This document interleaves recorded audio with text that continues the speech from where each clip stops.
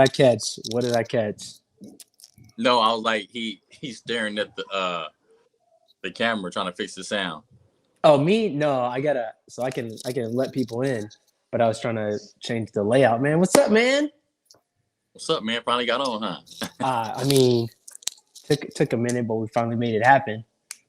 Oh yeah, But how's everything? Everything good? yeah, man. Blessed, living life. Hey, hey.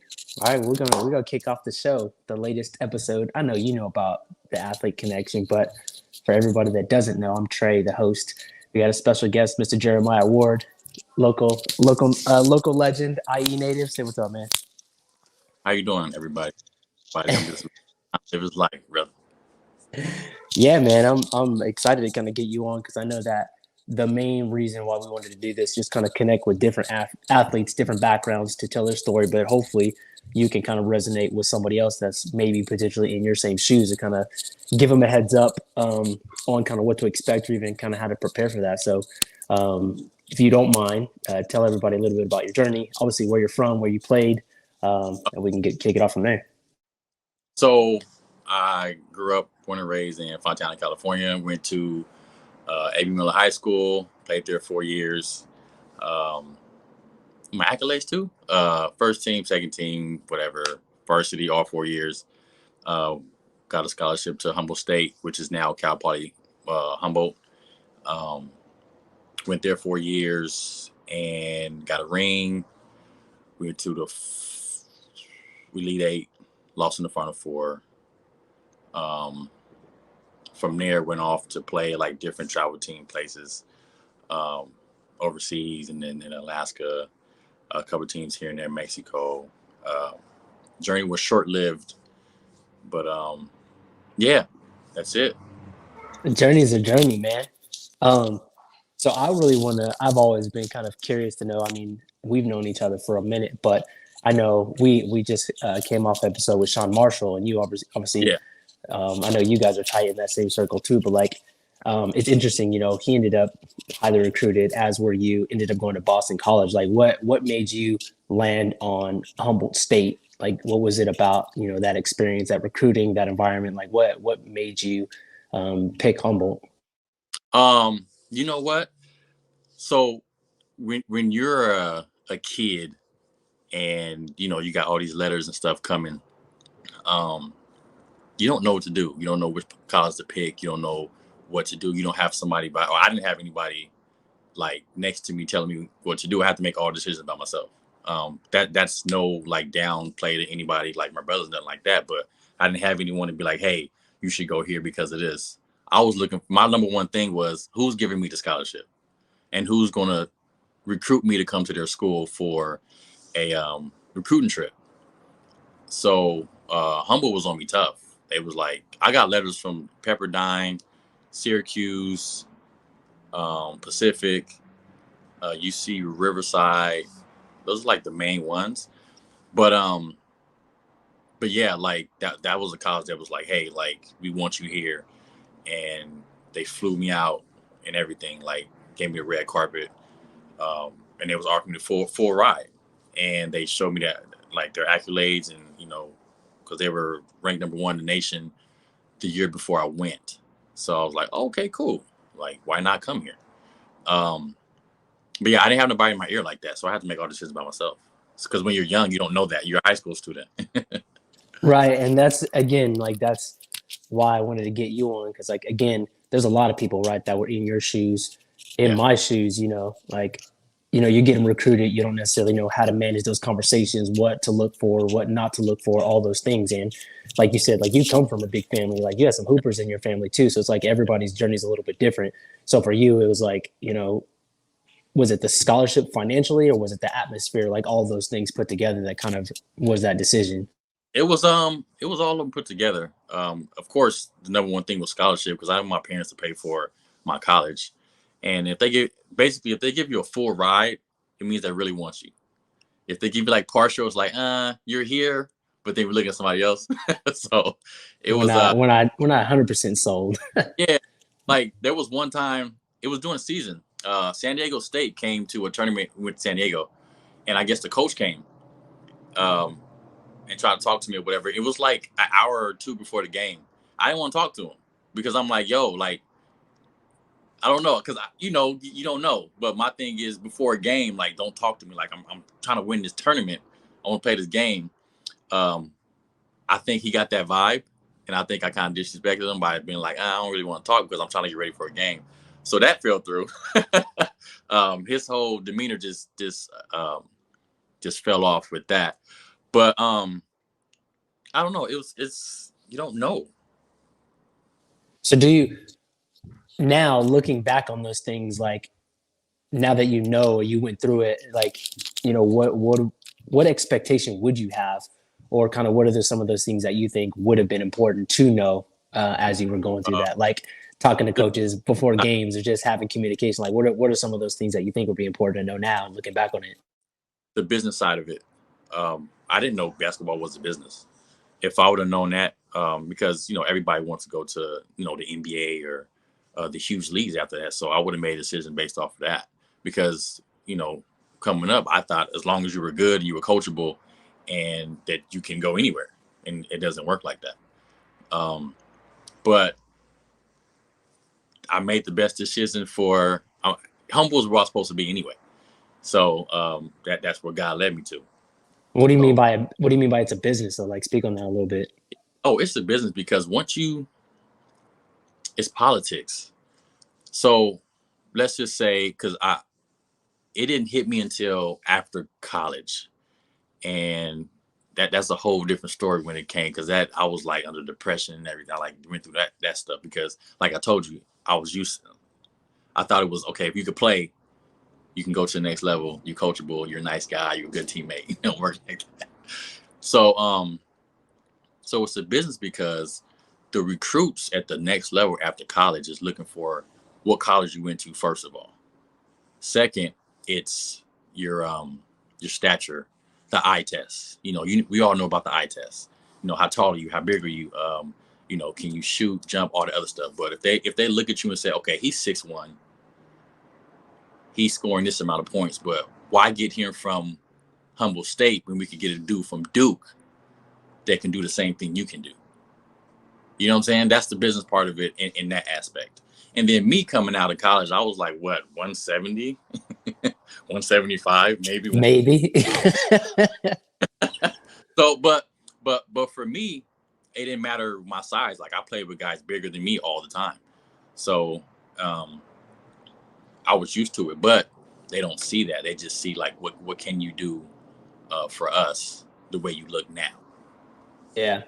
So how was that, like, collegiate experience for you? Obviously you stayed at Humboldt all 4 years.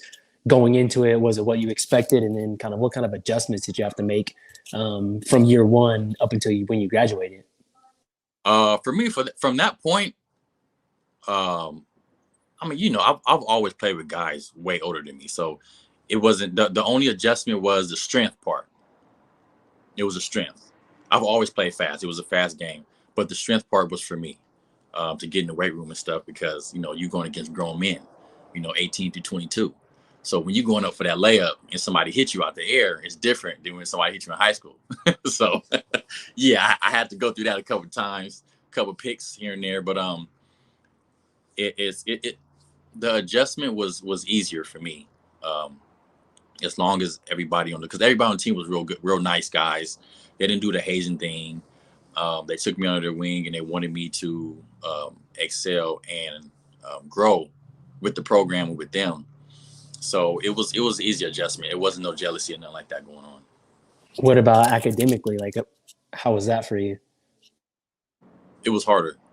It was harder because from high school, you go from high school, then you somewhere that you never been, you're by yourself, and then it's the college life. So you're like, oh shoot, I'm in college, I don't have a bedtime.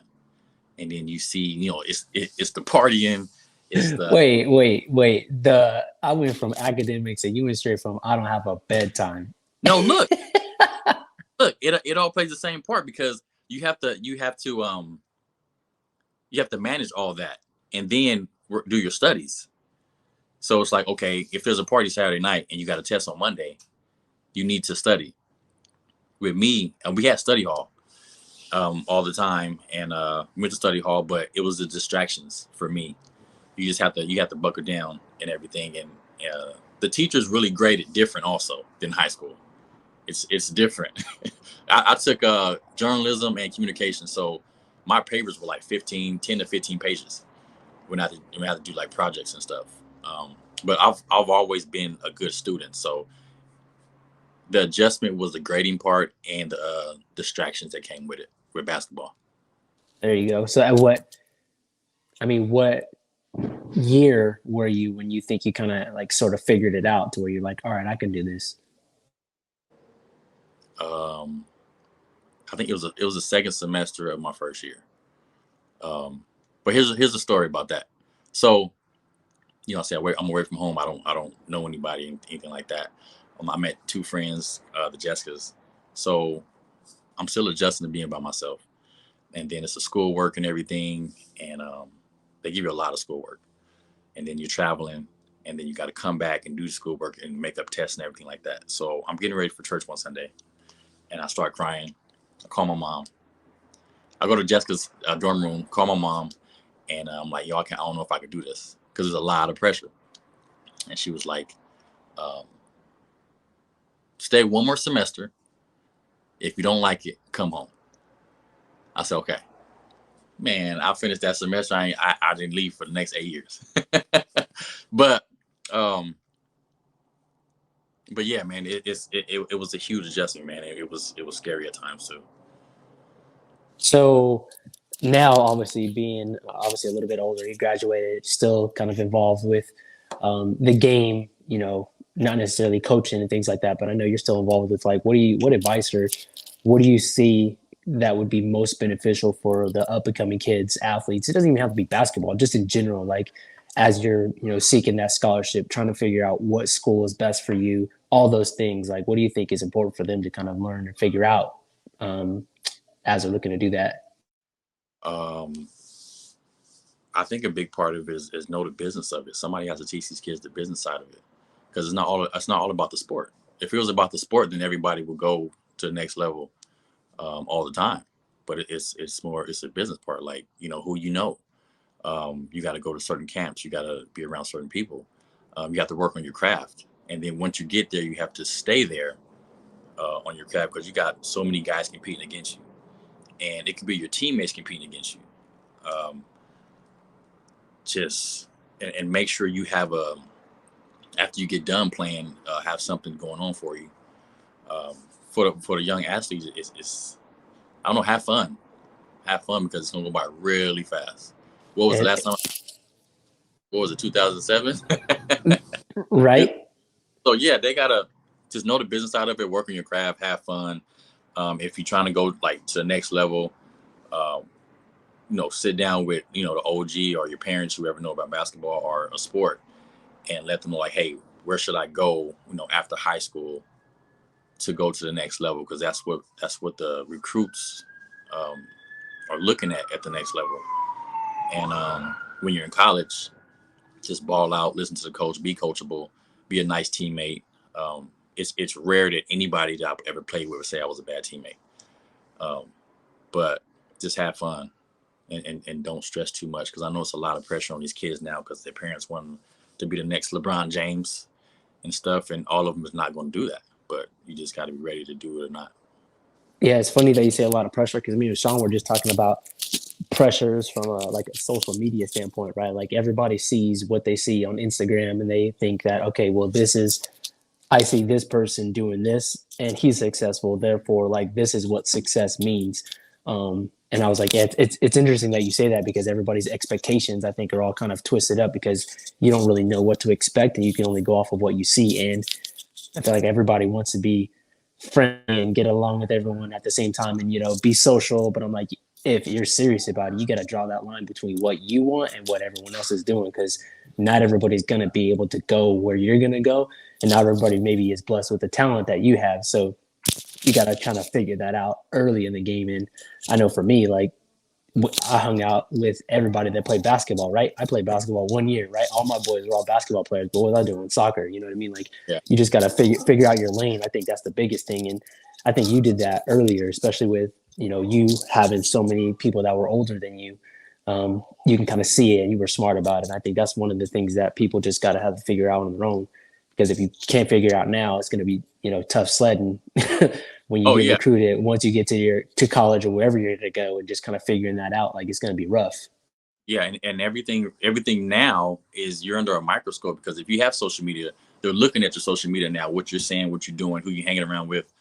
That's a big part too. Who you hang around with. Like I hung around a lot of people, and most of them are basketball players who had mostly the same mindset. Like, yeah, we're gonna go play after college. I mean, after high school. Um, but you got to have a good crowd around you to make that happen. Like you hung around, mostly basketball players, but you were still like on your grind and you focus. So when we seen you play at the next level, it was like, yo, that's dope. Like that's Trey. I know Trey. Um, but yeah, it's all about focus and knowing that, hey, this is what I want to do, so I'm going to do it no matter what. So, how did you end up getting to Mexico and playing, outside the country? Like, how did that Man, transpire? so um, for me, it's a site called Eurobasket, right? And then you go in there, you try to see like agents and stuff like that, and you send them your resume. And I was a new kid coming out, so I didn't really have nothing but college. And then you go playing these, summer leagues, and then somebody will see like, hey, I got a traveling team. We about to travel over here for a couple games, and then they send you a couple $100 check or something like that, checks here and there. Um, it's a grind, bro. No one talks about the people that don't go straight to the NBA and make millions. Like it's a grind. Each season you have to wonder like, hey, is this it? Or if anybody can pick me up because there's another kid coming up, 6'6", that's a point guard. You know what I'm saying? They can do the same thing you can do. So you're competing against everybody. And it's a tough road. It's a very tough road. Yeah, and then we were talking with Erica McCall and Jillian, a couple of WNBA players, and we both know like most women professional basketball players, they make their money playing overseas. Brittany Griner and everyone else. And we were just talking about that. It's like people don't realize how much of a grind it is trying to make it here, but then just on the background, like how much work that's put in. And I think again, if people can kind of bring or shed some light on that, it'd be really helpful. So at least, the next generation, that up and coming kid, if you're not that, 5-star recruit, like you can sort of level your expectation or on, what's realistic or, okay, this is going to be a tougher than I thought. And I need to, like you said, I need to buckle down and grind because if not, then you start to kind of play head games with yourself, right? It's like, Yeah, damn, well, maybe I'm not as good as I thought I was, or maybe I am, but like you said, like maybe it's not always about talent. So I think that's huge for people to figure out because not everybody's going to be that recruit. Like I don't even know if did you know I wasn't recruited? I thought you was. Nah, man, What? I missed the recruiting window. By the time I became eligible, my coaches, one of them got picked up to coach the Korean national team and left. Oh, So right, so like I didn't. I went on my recruiting trip was like an unofficial because I was already past the signing window, and yeah. So my experience was completely different. so, but you were super good. So for you to say that, I'm like, oh shoot, for real? Yeah, like most people don't know that. Like I low key sent out 4 letters. I had already applied to Riverside for grades academically because I'm like, okay, well, at the bare minimum, I can try to get into one of these schools, and then come to find out they actually were building their program and they were still looking for athletes, but everyone else was already late. Like UCLA was like, nah, we can get you can get into school, you could come into open tryout. Yeah, Fullerton was like, nah. And where I think I maybe applied to like Irvine or something like that. But my experience was completely different. So like I said, you never know, what path you might go on, but you just got to always be prepared. Like you said, just know what your goal is, what your expectation is, what you're looking for. And I think that's the biggest thing because everybody's journey is going to be different. So yeah, it's gonna be different. And I had to realize it like the hard way. Like one day I'm like, yo, there's a chance that in the next year or two, I'm not gonna ever play on this level again because you don't know what's coming next, and then like you can't get a job because you have to leave just in case someone picks you up, and it's a grind, bro. It's a super grind, And I don't think enough people talk about that because you're just doing that sport and then that's it. And then you're waiting on people to see to try to pick you up. Yeah, cool, man. So my last question, I always like to end it off, but if you would do anything different, right? And I'm not saying you would change anything, but like if you were going through, day one, about to go through this experience again, like what do you think you would do differently that you think would potentially change your experience? I'm on the fence with that one. I was just talking the other day to somebody about that. I like where I'm at. My experiences helped me grow as a man, as a person. I met a lot of people along the way, and a lot of genuine people. That's real cool. Everybody in humble, man. Like there's nothing like it. I can go back to the day and everybody still show love. Um, but on the other side of that, the decision I would have made, business wise, is I would have transferred to Eisenhower with Sean and Johnny Dukes and Corey. If that would have happened, I never would have.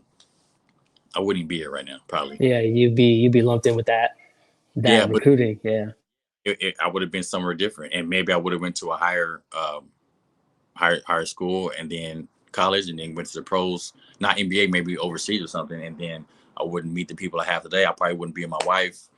Um, all that stuff, all that plays a part. So, but I'm where God put me at, so I'm good. You know what I'm saying? No, I hear you. I'm not saying you would change it, but I'm saying like we all have those things. Like, man, hindsight's 2020, like they say. So if you go back, like for me, I would have made the change to switch my club teams a year sooner than I ended up doing. And I used to play with one of my boys. Shout out to Dave Johnson. He made that move and just new coaches, new program, new development. And the year that I went, night and day, he got picked up on the national team just like that. And I was like, man, like imagine if I would have went when he went, we both probably could have went over there. And then he ended up getting, that catapulted him to get overseas and all those things that I wanted to do. So it's like those are the things that I think about. Like, yeah, I wouldn't change anything. But you wouldn't have what you had today. You wouldn't be here talking to me. You'd probably be doing some other stuff, and you probably wouldn't have met your wife and nothing like that. You know what I'm saying? Right. And I'm not saying change it, but I'm just saying like looking back on your career, like how many on the hours and things that you put into your craft, right? Like those are the things that I'm talking about. Because again, like you said, if we would have had this conversation, 10 years ago, whenever it was the case may be, when you were trying to going through that recruiting and you were like, hey, you know what? Like this is an end goal. So what do I need to do to put myself in that position to get to that? That's what I'm talking about. Because I'm 100% confident, like we all would have made those decisions. Like, again, I was just thinking about it the other day. Like, man, I probably would have stayed after practice, a couple 30 to 60 more minutes just working on things instead of like, all right, well, I'm gonna get 15 in, then I'm gonna go and take a nap because I have class all day. Like, you know what I mean? It's like those are the things that you're worried about in the moment. You're not necessarily looking at that long term. That hopefully people that are listening, they can kind of get that perspective, because it's like it's not about the here and now. It's like, okay, what's your goal, and how do I put myself in that position, or that best position, if you will, to kind of help me to get to that goal? Because, like you said, their experience hasn't happened yet, Yeah. So, and it's like there's an end goal, and you're like, okay, like what do I have to do to get there? And then you have to say like, okay, well, I'm 6'1", so there's probably somebody 6'4", 6'6" that can do the same thing I can do. What can I do different from them to make myself better? Or who can I network with to get me at certain spots? Because there's some people that's overseas that you like, how'd they get here? But they got a good agent, they know people, and it's like it's the business part of it. I think that like you said, us growing up, we had a lot of talent in a lot of sports. I think if we known the business side of it, it would have been a lot more people to make different decisions on different things like that. 1000%. And again, I said it once and I'll say it again, but that's exactly why I'm doing this. We got our mentor program for some up and coming kids, because some of the kids that we mentor athletically, right? Like they're the first time in the family to even go to college, let alone they don't have anyone in front of them playing and competing in a sport, right? So they don't know what type of questions to ask, going on recruiting trips, what to look for. Like, they get sold on the recruiting aspect, the glitz and glamour, right? But they Correct. don't but they have no idea what study hall hours are. They have no idea about the obligation that you're signing up for with community service hours and weights and conditioning. And outside of all that, you're only going to be competing in your sport for what, 3 months out of the year? You're Yep. at school as an athlete. That's another thing people don't realize. You're there all year. Like, Yeah. right? Like people like, oh, Yeah. it's only school is only 8-9 months, then I can go home. Like, no, especially you guys, right? Because you guys maybe you get summertime, but like you guys get no Christmas break, you get no Thanksgiving break. That's when your season started. For me, we were on the quarter system. We started late, so school actually started into September, but we had to check into school for our season the beginning of August. But we didn't get out of school until June. So I literally had like maybe 4 or 5 weeks before I was turning around right back there. And that 4 or 5 weeks, what was I doing? I maybe had 2 weeks off, and then you're right in conditioning, because if you check in and you're not in shape, then you're running every day until you are in shape. So it's like those are those things that people don't realize. That's like I wanna bring some light to it, so you can kind of hopefully prevent the attrition, right? The kids that get in there and they're calling their mom after the first semester, like, "Yo, mom, this isn't for me. I'm gonna come home." But then what? They actually come home, and then what? Yeah. Yeah. And I'm glad that my mom told me to stay another semester, and if I like, I could come back, because it was different. Like I'm a city boy, so but when I went up there, it's like hippie town. You got the ocean, then you got the redwoods. That's it. And I wasn't used to that, but now I freaking love it up there. I would move up there if I could. Yeah, because you're an old man. No, yeah, man, the city life ain't for me no more. Cool, man. Well, Jeremiah, I appreciate you hopping on. I know it's a long time coming again, but I know you have a wealth of experience and knowledge. So throw out your Instagram if anybody wants to hit you up. If they have any ball questions specifically, they can hit you up. J Ward Hooper 22 on my Instagram. So hit me up if you got any questions or something like that. Cool. And you are in our network. So we're building our network of athlete mentors. So we just kicked off, I don't know if you know, we just kicked off this summer our official Tri Elements athlete development program. We had our first scholarship recipient. He actually plays basketball. So a lot of our guests, shout out to Sean Marshall, CJ Cooper, previous, basketball knowledgeable guys. I'm going to start connecting you guys with him, so that way you guys can start helping him out with, some of the do's and don'ts and all those things. So Yeah, I'm always about helping the youth come up, especially basketball. I still like in contact with A.B. Miller and my college team. So I tell those guys, hey, I've been where you're at, and if you need anything, call me, hit me up on Instagram, whatever, text me, and if you need some advice about anything, like, I'm here. appreciate it, man. Well, until the next episode, if you are listening, Jeremiah, you know the deal. Don't forget to like, subscribe, turn on notifications, all those things. But yeah, we appreciate it. We'll take it easy. And I got to get you on my thing too, man, to tell your story, because I know yours is amazing, brother. I got stories upon stories that nobody knows about. So yeah, you let me know. All right. All right, man. Peace. Peace.